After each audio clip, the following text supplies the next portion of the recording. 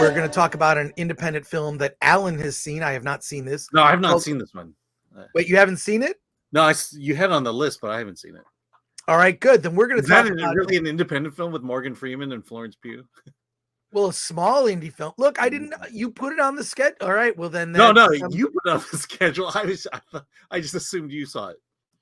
All right. Alan and I are still producerless at this moment. It's just he and I, but I think we're doing okay. I think it's good. I think we're doing okay here. Let's talk about the movie Inside with Willem Dafoe. Alan, you saw Inside. I saw Inside last week. It is also in theaters this weekend, along with John Wick 4 and a bunch of other stuff. What did you think of the movie Inside? And briefly tell us the story. Yeah, the story is basically Willem Dafoe. He's an art thief. He breaks into basically this high-rise penthouse of this art collector, and everywhere. And so he's there basically to steal paintings. There's one painting that they're looking for called the self-portrait that they can't find. So he's talking to the guy in the chair. He's grabbed all the paintings. All he has to do is to lock in that final code in the alarm, and he's ready to go. He types it in, and a malfunction occurs, and the whole room he's in, it basically becomes hermetically sealed, and he cannot leave. And then the guys who are helping him, well, they just disappear, and he's stuck in this swanky penthouse apartment surrounded by artwork. And something goes wrong with the thermostat,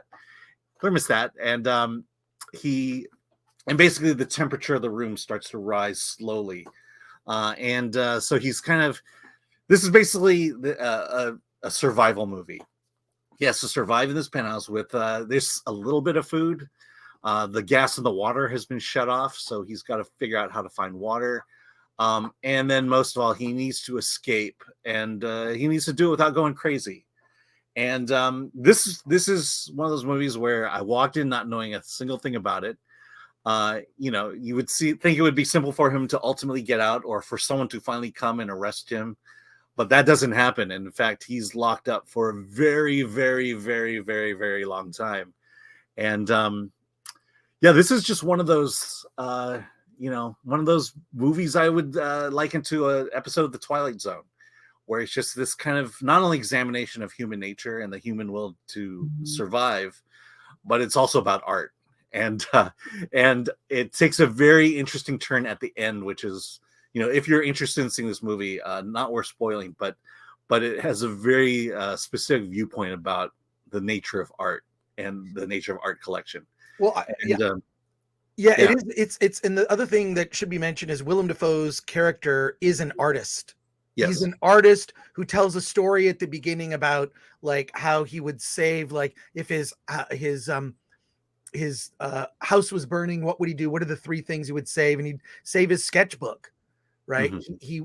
He would save his sketchbook. It's basically an essay on art, appreciation of art, what art means, but it's also about ascending from purgatory. He's basically trapped in purgatory. He can't leave. And Willem Dafoe, while he's not the only actor in the movie, because he has this security system that he's able to see other people who work in the hotel. So you see all these other people that are in the hotel working, and he's just trapped in there. And I will say this movie is it's not as claustrophobic as you think it would be. He kind of befriends a bird. There's all these other characters. There's like one of the maids at the hotel who almost, he's trying to reach out to her. He can never talk to her. He's kind of making up things in his head about like what's happening, the drama between the people who work at the hotel. And then he sees this and just like everything transpiring around him while he cannot leave this place. And then he's trying to leave, but at the same time, he's making a piece of art in this space that he's destroyed. He's trying to survive. He's just trying to get any water. He's making the food is very limited. So he's just trying to live. He's trying to just sustain his body on something.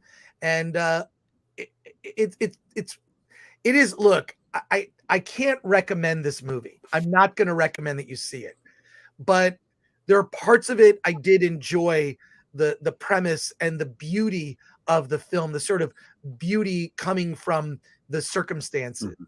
And it is really overtly about ascending out of purgatory into heaven. Uh, Yeah. and I Yeah. like Willem Dafoe, and you see his body; it's like full body acting because he's so Mhm. emaciated in the movie. He just looks; he Yeah. just does not look.